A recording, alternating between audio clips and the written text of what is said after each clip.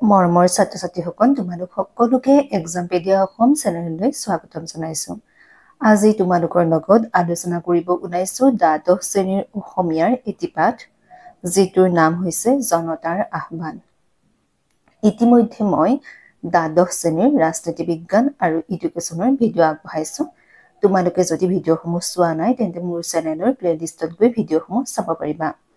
লগতে দ্বাদশ শ্ৰেণীৰ উপযোগী হোৱাকৈ কেইখনমান অসমীয়া ৰচনাও তোমালোকলৈ আগবঢ়োৱা হৈছে, সেইসমূহো মোৰ চেনেলৰ প্লেলিষ্টত গৈ চাব পাৰিবা। আহা আজিৰ ভিডিঅ'টো আৰম্ভ কৰোঁ। ক অতি চমু প্ৰশ্ন। এক, অসমীয়া সাহিত্য সংস্কৃতিৰ জগতত ৰূপ কোঁৱৰ অভিধাৰে কোনগৰাকী সাহিত্যিকক বিভূষিত কৰা হৈছে? উত্তৰ, অসমীয়া সাহিত্য সংস্কৃতিৰ জগতত ৰূপ কোঁৱৰ অভিধাৰে জ্যোতিপ্ৰসাদ আগৰৱালাক বিভূষিত কৰা হৈছে। ২ নম্বৰ, জ্যোতিপ্ৰসাদ আগৰৱালাৰ কবিতা পুথিখনৰ নাম কি? উত্তৰ, জ্যোতিপ্ৰসাদ আগৰৱালাৰ কবিতা পুথিখনৰ নাম লুইতৰ পাৰৰ অগ্নিসুৰ। ৩ নম্বৰ, জ্যোতিপ্ৰসাদ আগৰৱালাই ৰচনা কৰা প্ৰথম নাটকখনৰ নাম কি?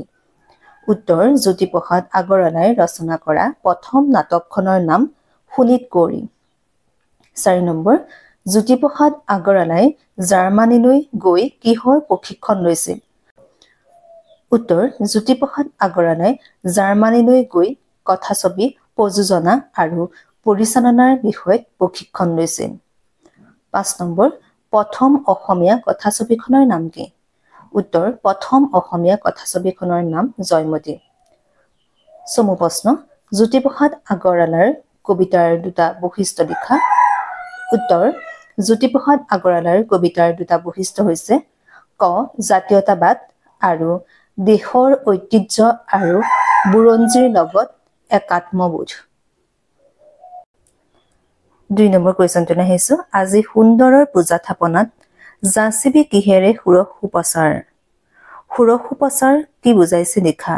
উত্তৰ, ষোড়শ সুপ্ৰচাৰ হৈছে পূজাৰ ১৬বিধ উপকৰণ।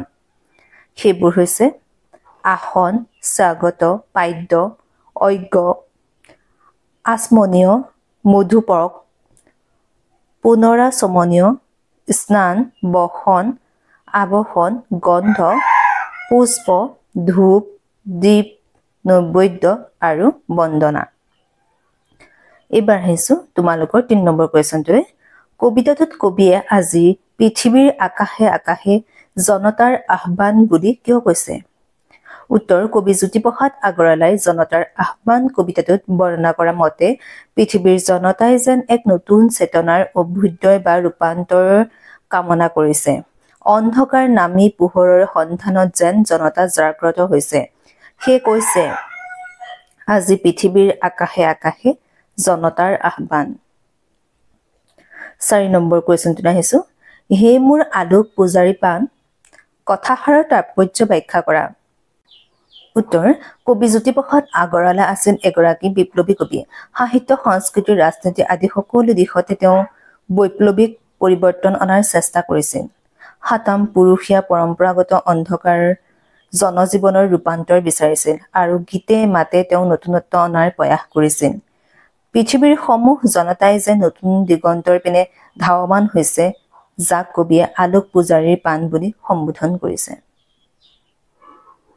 কথাছবি নিৰ্মাতা হিচাপে জ্যোতিপ্ৰসাদৰ এটি চমু পৰিচয় দিয়া। ৫ নম্বৰ কুৱেশ্যন। আধুনিক অসমীয়া জাতীয় জীৱনৰ সাংস্কৃতিক জগতখনৰ প্ৰতিটো দিশতে জ্যোতিপ্ৰসাদৰ অগ্ৰদূত স্বৰূপ। যিখিনি সময়ত ভাৰতবৰ্ষৰ প্ৰথম বোলছবি প্ৰচলন হৈছিল, সেইখিনি সময় মাত্ৰ ৩ বছৰ পিছতে জ্যোতিপ্ৰসাদ আগৰৱালাই অসমীয়া বোলছবি নিৰ্মাণ কৰি এক অভূতপূৰ্ব দক্ষতাৰ পৰিচয় দিছিল। ১৯২৬ চনত উচ্চ শিক্ষা লাভৰ বাবে তেওঁ ইংলেণ্ডলৈ যায় যদিও কোনো ডিগ্ৰী নোলোৱাকৈ উভতি আহে। তাৰ পিছত জাৰ্মানীলৈ গৈ তাত কথাছবি প্ৰযোজনা আৰু পৰিচালনাৰ বিষয়ত প্ৰশিক্ষণ লয়। ১৯৩০ চনত অসমলৈ ঘূৰি আহি কথাছবিৰ কাম কৰাৰ মন মেলে। সেই উদ্দেশ্যে লক্ষ্মীনাথ বেজবৰুৱাৰ জয়মতী নাটকৰ কাহিনী ভাগ লৈ জয়মতী কথাছবি নিৰ্মাণৰ কাম আৰম্ভ কৰে। 1934 চনৰ 10 মাৰ্চত ছবিখনে কলিকতা ছবিঘৰত মুক্তি লাভ কৰে। জয়মতীৰ পিছত তেওঁ ইন্দ্ৰমতী নামৰ দ্বিতীয় এখন চলচ্চিত্ৰ নিৰ্মাণৰ কাম হাতত লৈ 1938 চনত ছবিখন নিৰ্মাণ কৰি উলিয়ায়। অসমীয়া সাহিত্য সংস্কৃতিৰ বৰপথাৰখনলৈ সুন্দৰ ৰূপান্তৰ আনিবলৈ যথাসাধ্য প্ৰচেষ্টা চলোৱা এইগৰাকী কবি, গীতিকাৰ, সুৰকাৰ, নাট্যকাৰ, গল্পকাৰ, প্ৰবন্ধকাৰ, সাহিত্যিকক ৰূপকোঁৱৰ আখ্যাৰে বিভূষিত কৰা হৈছে। এইবাৰ আহিছো দীঘল প্ৰশ্নলৈ। 1 নম্বৰ, জনতাৰ আহ্বান কবিতাটোৰ মূল কথাখিনি আলোচনা কৰা। উত্তৰ, জনতাৰ আহ্বান কবিতাটো ৰূপকোঁৱৰ জ্যোতিপ্ৰসাদ আগৰৱালাৰ এটি জনজাগৰণমূলক কবিতা। কবিতাটোত পৃথিৱীৰ জনতাৰ মনত বিয়পি পৰা এক নতুন চেতনাৰ অভ্যুদয়ৰ কথা বৰ্ণনা কৰিছে। শিক্ষা, দীক্ষা, বিজ্ঞান, সমাজনীতি, ৰাজনীতি আদি সকলো দিশতে এক নতুন যুগৰ সূচনা হৈছে। গভীৰ অমানিশা ভেদ কৰি মানুহ পোহৰৰ দিশে ধাৱমান হৈছে। জনতা আজি সুন্দৰৰ আৰাধনাত মগ্ন হৈছে। বোকাত জন্ম লভা সৰ্বসাধাৰণ জনতাই পদুম ফুলৰ দৰে ফুলি পোহৰ বিলাইছে। এই ৰূপান্তৰৰ অভিযানত পৃথিৱীৰ জনতাই সংহতিৰ পুষ্প বিলাই শান্তিৰ সুৰভি ছটিয়াই দিছে। জাগ্ৰত জনতাৰ আলোক বিজয়ী অভিমানে পৃথিৱীৰ আকাশ বতাহ মুখাৰিত কৰিছে। নৱজীৱনৰ মহাসংঘাতে বৰ্তমানক কঁপাই তুলিছে। বেদত ধ্বনিত হোৱা আলোকৰ আগমনী মন্ত্ৰ আজি সাৰ্থক হৈছে। ঘোষণা কৰিছে জনতাৰ জয়, জনতন্ত্ৰৰ জয়, মহামানৱতন্ত্ৰৰ জয়। প্ৰমাণিত হৈছে জনতাৰ ৰায় সৰ্বশক্তিমান। এই হৈছে জনতা আহ্বান কবিতাটোৰ মূল কথা। 2 নম্বৰ কুৱেশ্যনটোলৈ আহিছো। জনতাৰ আহ্বান কবিতাটোত সাধাৰণ মানুহৰ প্ৰতি কবিৰ কেনে মনোভাৱ প্ৰকাশ পাইছে বুজাই দেখা। উত্তৰ, জনতাৰ আহ্বান কবিতাটোত কবি জ্যোতিপ্ৰসাদ আগৰৱালাই সাধাৰণ জনতাক বোকাত জন্ম লোৱা মানুহ বুলি অভিহিত কৰিছে। বোকাত জন্ম হৈ পদুম ফুলে পোহৰ বিলায় আৰু সৌন্দৰ্য বৰ্ধন কৰে।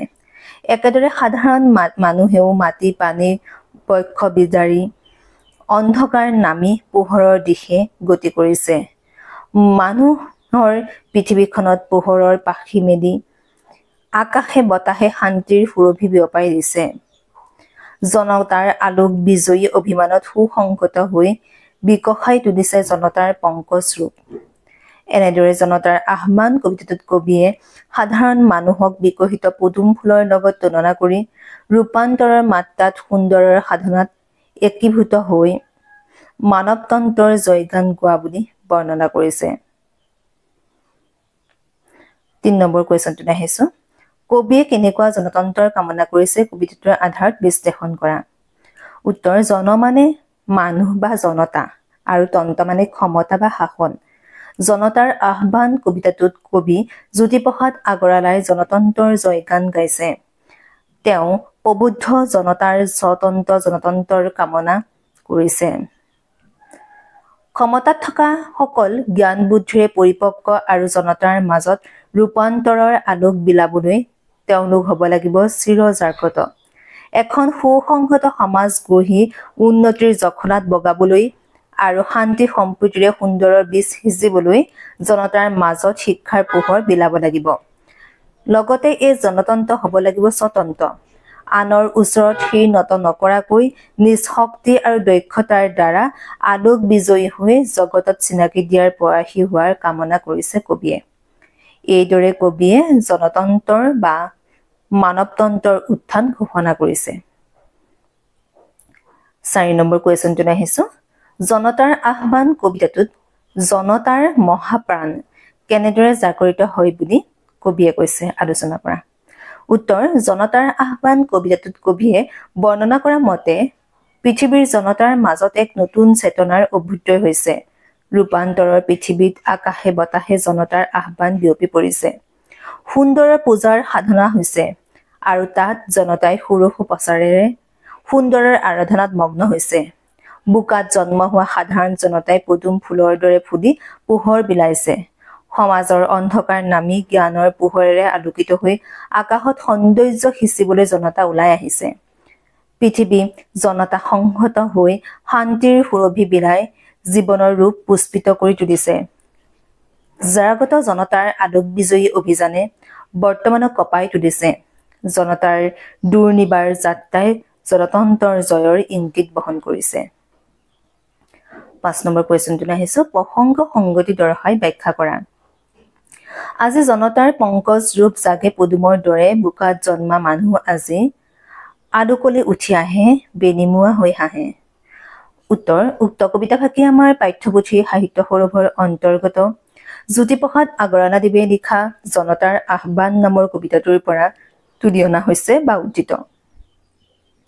সৰ্বসাধাৰণ জনতাই যে আলোক সন্ধানী মাত্ৰাত খোজ মিলাই ৰূপান্তৰৰ অভিযানত অগ্ৰসৰ হৈছে তাৰ প্ৰসংগতে কবিতাফাঁকিৰ অৱতাৰণা কৰিছে। ৰূপান্তৰৰ পূজাৰী জ্যোতিপ্ৰসাদ আগৰৱালাই পৃথিৱীৰ জনতাৰ মাজত দেখা পাইছে জাগ্ৰত হোৱাৰ এক নতুন চেতনা। অন্ধকাৰ নামি আলোকৰ শিক্ষাৰে পৃথিৱী উজ্জ্বলাবলৈ সংহত জনতাৰ অপূৰ্ব অভিযান চলিছে। বোকাৰ পদুম ফুলে সৌন্দৰ্যৰ সুৰভি বিলোৱাৰ দৰে সাধাৰণ জনতাও সুন্দৰৰ সাধনাত মগ্ন হৈ আলোক বিজয়ী অভিযানে পৃথিৱীৰ আকাশ মুখাৰিত কৰি তুলিছে। মাটি পানীৰ বৰ্ষ বিদাৰি ওলাই আহিছে আলোকৰ শিখা হৈ জগত পোহৰাবলৈ। ছাত্ৰ ছাত্ৰীসকল, এইখিনি আছিল এই চেপ্টাৰৰ অন্তৰ্গত কুৱেশ্যন এনচাৰ। ভিডিঅ'টো চাই কেনে পালা? যদি ভাল পাইছা তেন্তে মোৰ চেনেলটো ছাবস্ক্ৰাইব কৰি দিবলৈ নাপাহৰিবা। লগতে লাইক কৰিবা, কমেণ্ট কৰিবা আৰু কিবা অসুবিধা থাকিলে মোৰ লগত যোগাযোগ হ'ব পাৰিবা কমেণ্টৰ যোগেৰে। লগতে তোমালোকে কোন কোন ডিষ্ট্ৰিক্টৰ পৰা চাইছা মোক ক'বলৈ নাপাহৰিবা। ধন্যবাদ।